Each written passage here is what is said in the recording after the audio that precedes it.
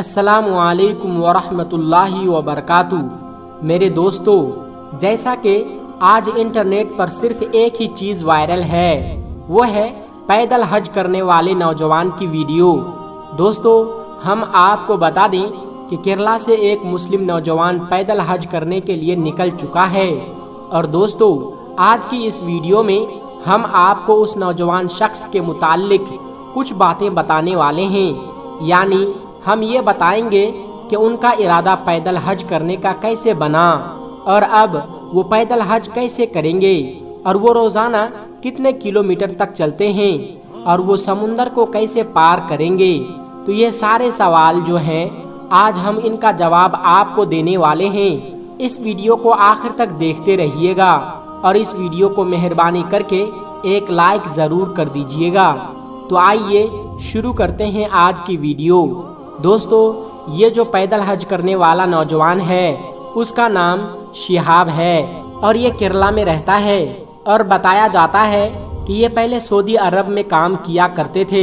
اور یہ پیدل حج کرنے کا ارادہ اسی وقت کیا تھا کہ کیرلا سے مکہ تک پیدل حج کریں گے۔ تو انہوں نے سعودی عرب میں ہی پیدل حج کرنے کا ارادہ بنا لیا تھا، اور اب پیدل حج کرنے کے لیے انہوں نے ارادہ تو کر لیا تھا، لیکن اس کے متعلق وہ بہت پریشان تھے،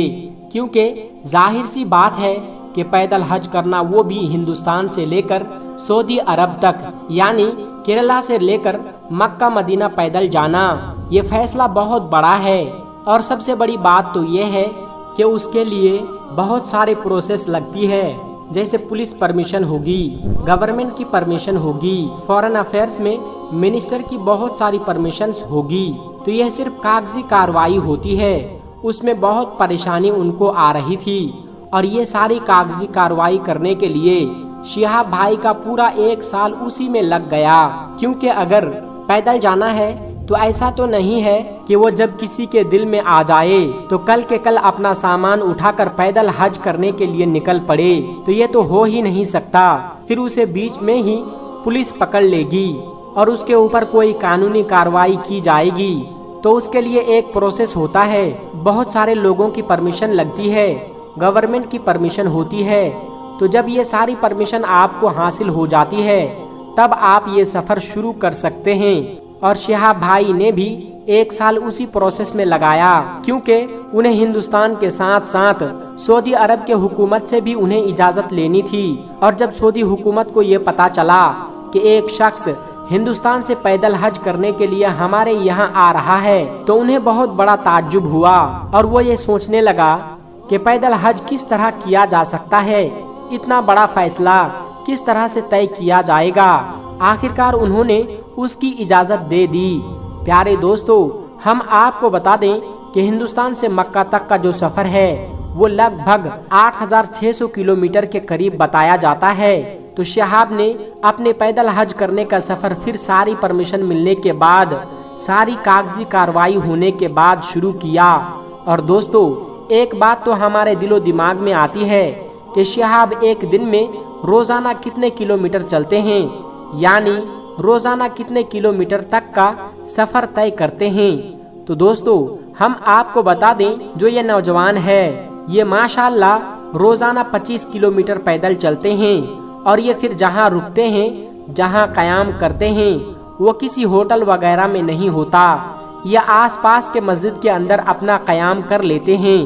پھر دوسرے دن وہاں سے آگے نکلتے ہیں، اور پھر وہ 25 کلومیٹر کا فاصلہ پھر سے طے کرتے ہیں، اور ان کے پاس کوئی رکنے کا ٹھکانہ وغیرہ نہیں ہے، یعنی ان کے پاس کوئی ٹینٹ ہو گیا،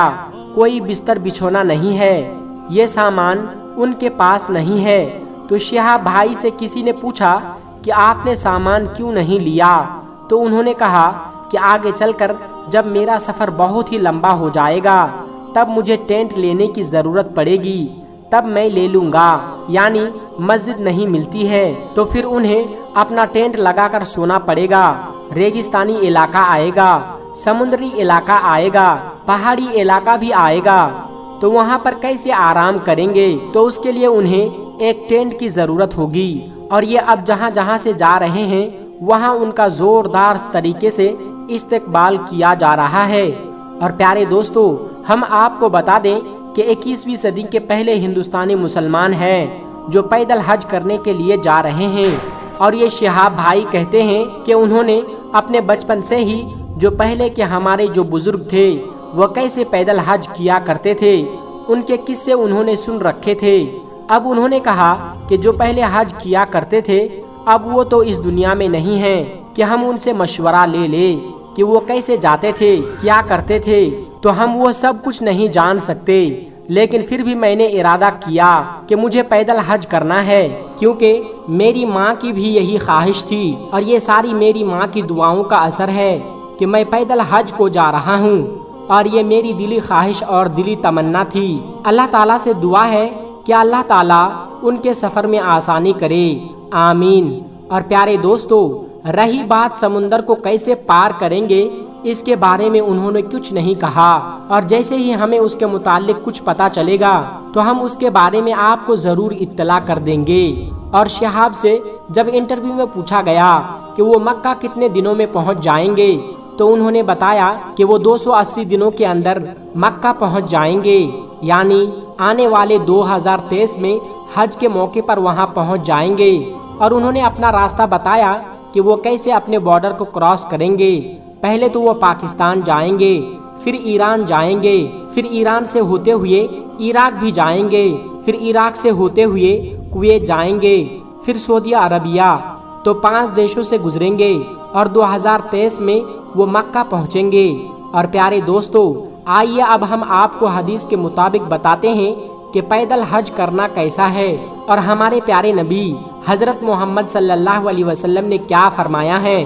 ایک عورت نے نظر مانی تھی، یعنی منت اسے کہا جاتا ہے۔ اس عورت نے نظر مانی تھی کہ وہ بیت اللہ شریف تک پیدل حج کرے گی، یعنی وہ بیت اللہ شریف تک چل کر جائے گی۔ تو رسول اللہ صلی اللہ علیہ وسلم سے اس حوالے سے سوال کیا گیا،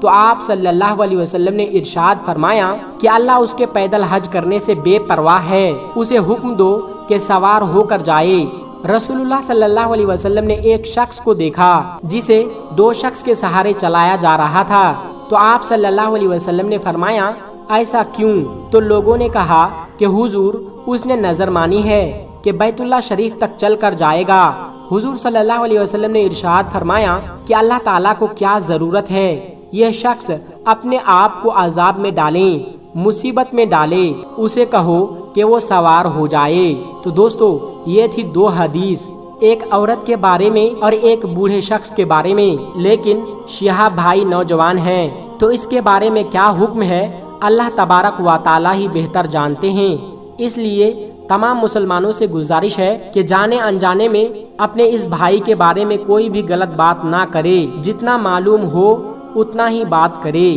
اور اللہ تبارک و تعالیٰ سے دعا کرے کہ اللہ تعالیٰ سب کو سیدھی اور سچی راہ پر چلنے کی توفیق عطا فرمائیں، آمین ثم آمین۔ دوستو، آج کی ویڈیو میں بس اتنا ہی، ملتے ہیں ایک پھر نئی ویڈیو کے ساتھ، تب تک کے لیے السلام علیکم ورحمۃ اللہ وبرکاتہ۔